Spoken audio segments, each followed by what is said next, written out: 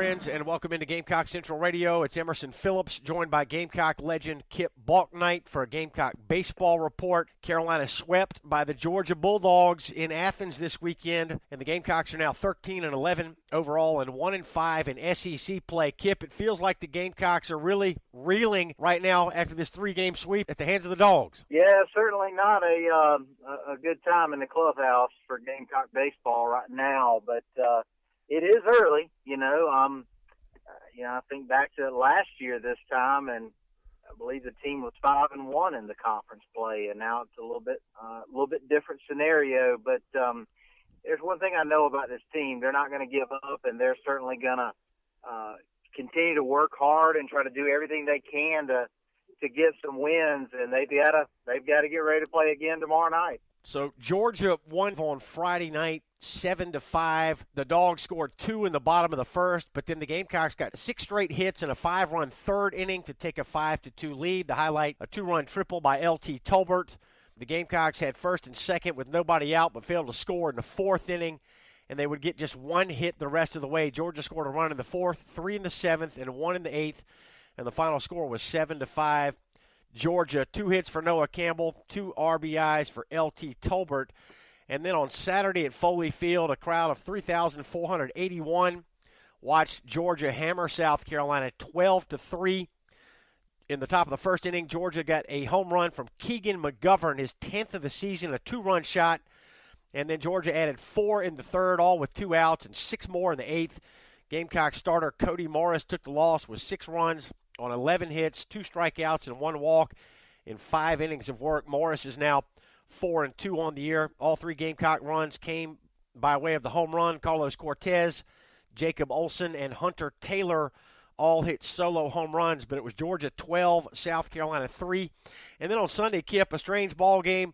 Gamecock pitching gave up just 3 hits, but they lost 3-0. Carolina only had 4 hits. They were all singles, and the Gamecocks never got a runner past second base. Georgia with a 2-run fourth inning.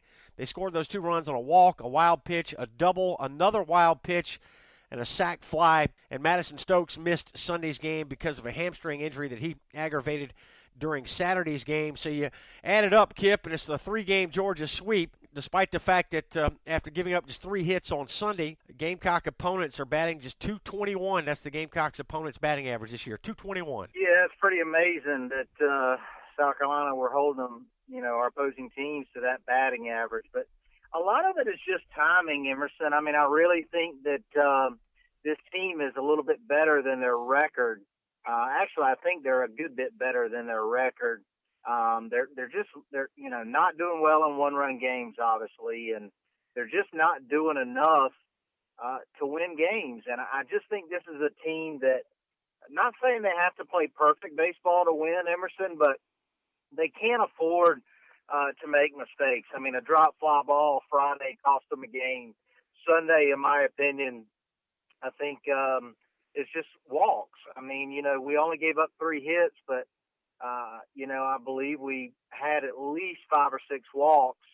And, not all of them ended up coming in to score, but the majority of them did. And, I mean, it's just you can't give free passes away in college baseball, especially in the SEC. And our guys are just, you look at our batting average with runners on and runners in scoring position. I think it's right around the same as it is normally. It's like 270 both ways. So, I mean, this team is still hitting, maybe 270, I think it is, with runners on, but it's just, the timing of it is just not where it needs to be. I just think this team is a lot closer than maybe what some fans may think they are after really, losing a tough road trip this weekend against Georgia. I mean, you're talking about a team that was 1 run away from beating Clemson 2 out of 3 and 1 run away from beating Florida 2 out of 3. So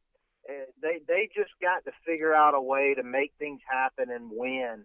I relate it back to the South Carolina football programs that for the longest of time, really the whole history of our football program, it seemed like we played well for a couple quarters and be in the game and late in the third and early fourth quarter, and we'd figure out a way to lose.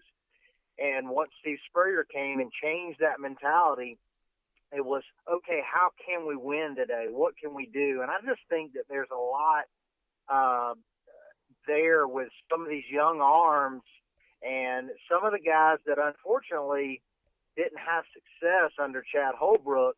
I just think that there's got to be some mental adjustments for these guys. But I think they're a lot closer than maybe what fans think, and I hope I'm right about that because I think this could still be a good season for this baseball program. Gamecock Baseball Report with Kip Bouknight. I'm Emerson Phillips here on Gamecock Central Radio.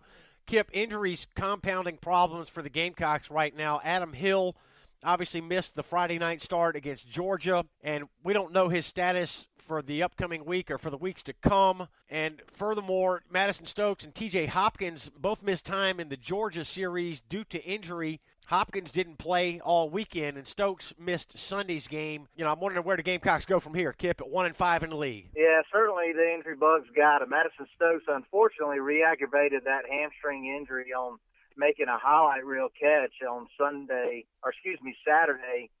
making SportsCenter top 10 and diving behind him and to his left, full extension, made a great play. But like I said, unfortunately, re-aggravated that hamstring. And Adam Hill missing a start with shoulder tendonitis, was supposed to throw a bullpen today, and hopefully he'll get clearance to maybe start on Thursday against Tennessee coming into town. And TJ Hopkins, I think, is going to have an X-ray, I believe, today as well. He aggravated that hand when it got hit by a pitch, I believe, in the Florida series. So they certainly had some injuries and obviously some tough times, but they just need some guys to step up. And this is a time where, to me, whoever gets the ball, in a game where, especially Tennessee come into town, they've got to do this is a time where somebody just needs to go out and throw a shutout. Come out and just absolutely have a dominating performance and put the team on their back. And it all starts tomorrow night with Davidson coming into town, and they've certainly got to play well to beat anybody. Tuesday night game for the Gamecocks as we record on this Monday afternoon, 7 o'clock start against Davidson. That game will be on the SEC Network Plus. And then the Tennessee Volunteers coming up this weekend, also at Founders Park. So it's a Thursday, Friday, Saturday series this weekend against Tennessee. Thursday's game is at 7:30 on ESPNU. Friday night, 7 o'clock start on the SEC Network. And then Saturday, 2 p.m. also on the SEC Network. Kip, the Gamecocks have lost 5 straight right now. How does Carolina proceed from here? Obviously the Gamecocks are hoping to get to Adam Hill back. That would be a real boost.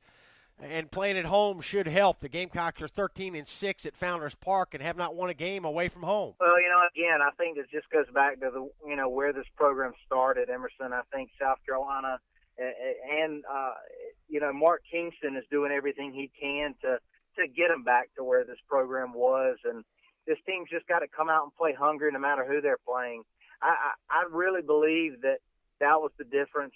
Yes, talent was outstanding when South Carolina won the College World Series, but I don't think for a second South Carolina was the most talented team in either one of those national championship wins in 2010 or 2011. I think there were more talented teams out there, but when you combine really good talent with great camaraderie with your team and just a refuse to lose mentality, it's a tough combination in college sports, especially in college baseball. And right now, I think South Carolina's they're probably doubting themselves a little bit. They're probably going, God, we're reeling a little bit. We're struggling.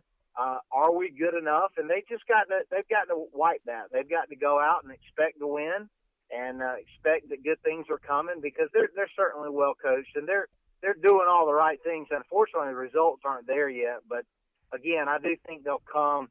They've just got to have a couple individual guys step up and make some plays. All right, notes from the Georgia series. Noah Campbell had a pair of multi-hit games in that Georgia series. He's got 10 multi-hit games this season, and the freshman is hitting .289 with a .404 on-base percentage. Carlos Cortez hit his 5th home run of the season. It was the 17th of his Carolina career. That came on Saturday, and South Carolina pitching allowed just 3 hits on Sunday's game, as we mentioned, but a pair of extra base hits and the walks and wild pitches led to 3 Georgia runs. So .221 is the Gamecock opponent's batting average.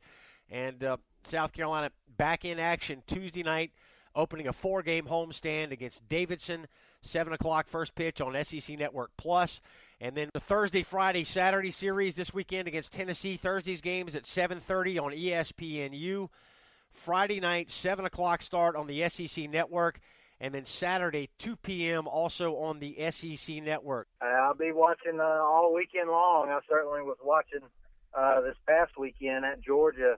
I'm going to try to make it to at least Thursday's game, maybe Friday's as well. But I'll certainly be watching, and hopefully the fan support's good this weekend. I know this team is not off to the start they want to be in, but there's still a lot of season left. And come out to the Founders Park and support the Gamecocks, and let's try to win the series and certainly get a win tomorrow night as well. Kip, we appreciate your time, and we'll do it again later in the week. Thanks very much. Thanks, Emerson. Go Gamecocks. That's Kip Bouknight with the SEC Network and a Gamecock legend. And I'm Emerson Phillips, and we'll come back with more Gamecock baseball here on GCR.